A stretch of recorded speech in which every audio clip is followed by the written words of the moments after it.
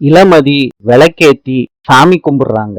சாமி கிட்ட வேண்டிக்கிறாங்க, என்னையும் என் குடும்பத்தையும் நீந்தாமா நல்லபடியா பாத்துக்கணும். இளமதி சொல்றாங்க, அம்மனுக்கு புடவை சாத்த கோயிலுக்கு போறோம். இளமதி அவங்க அம்மா அப்பா கூட கோயிலுக்கு போறாங்க. அந்த நேரத்துல பரமன் சண்டை போட்டுக்கிட்டு இருக்காரு 4-5 ரவுடி பசங்க கூட. அவங்களும் பரமன் கூட சண்டை போட்டுக்கிட்டு இருக்காங்க மூர்க்கமா. இளமதி பரமனை பார்த்து சொல்றாங்க, இந்த மாதிரி ஆளுகளோட அழிச்சாட்டியும் தாங்கவே முடியல.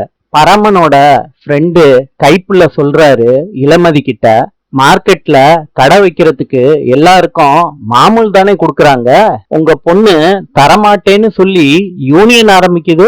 பரமன் சொல்றாரு இளமதி கிட்ட, நாங்க கேட்டா நீ கொடுத்துதான் ஆகணும். கைப்புள்ள சொல்றாரு இளமதி கிட்ட, நாங்க சொல்லிக்கிட்டே இருக்கோம், நீ வாட்டுக்கு உங்க அப்பா அம்மா கூட போய்கிட்டே இருக்க அப்படின்னு சொல்லிட்டு இளமதியோட தட்டை தட்டி விடுறாரு.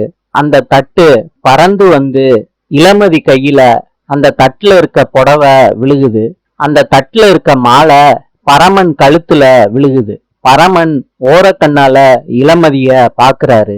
இளமதி கோவத்தோட பரமனை பாக்குறாங்க. சுத்தி இருக்கிறவங்க எல்லாம் இவங்க 2 பேரையும் பாக்குறாங்க. நாளை சந்திப்போம்.